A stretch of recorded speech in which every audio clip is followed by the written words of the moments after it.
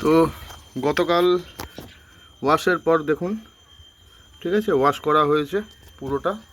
তো এখন সিচুয়েশান এই দাঁড়িয়েছে চেনের, ঠিক আছে। আমি চেন কভারটা লাগাবো, লাগিয়ে তারপর আপনাদের সঙ্গে আবার দেখাচ্ছি। চেনের অবস্থা কি ছিল, চেনের কভারের দেখুন এখন কি অবস্থা। এগুলো সব ওয়াশ হয়েছে, হাত দিয়েও পরিষ্কার করতে হয়েছে। ওইটা অলরেডি লাগিয়ে দিয়েছি। তো দেখা যাক, লাগাই তারপর দেখাচ্ছি। বুঝতে পারছেন, চেন পকেট একদম আলাদাভাবে হয়েছে। গাড়িটা নিউট্রাল করলাম, বন্ধ করলাম, চেনে একটা ফোঁটা সাউন্ড থাকবে না, ঠিক আছে। হলো,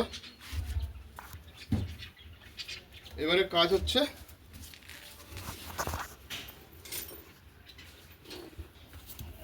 কভারটা লাগাবো, স্ক্রুড্রাইভারটা। তো স্ক্রুড্রাইভারটা দিয়ে আগে খুলি, প্যানেল, সাইড প্যানেল খুলতে হবে।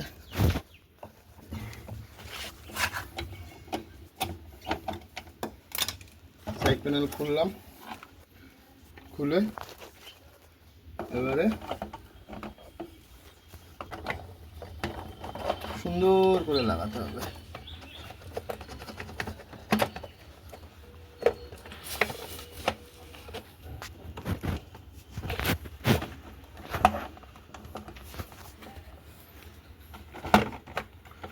ততক্ষণ আমি লাগাই, আপনারা লাগিয়ে নিই, তারপর দেখাচ্ছি।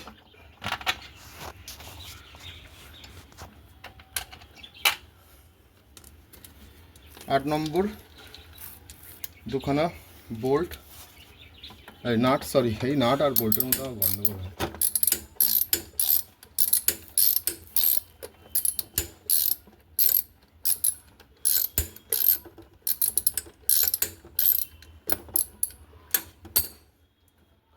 এতটাই ইজি হবে, হাত দিয়ে ঘুরবে, স্ক্রুড্রাইভারের মতো হয়ে যাবে।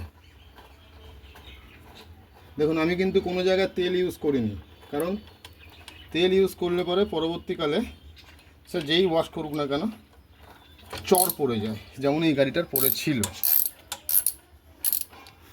টাইট টাইট BS6-এ কোনো রকমভাবে তেল না ইউজ করাই আমার মতে বলে ঠিক, কারণ ওই শোরুমে বলবে যে আপনার একটা স্ক্রুটা কোথায় গেল,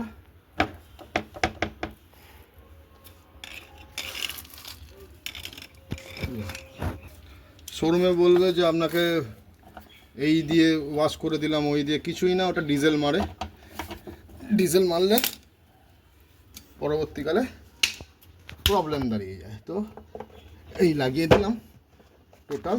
এবার চেনের আওয়াজ শুনুন, চেন ঘুরছে, কোনো আওয়াজ আসছে? এদিকে নিয়ে আসো, এই ফোনটা। চেনের কোনো আওয়াজ আছে? চেনের কোনো আওয়াজ থাকবে না, এই দেখুন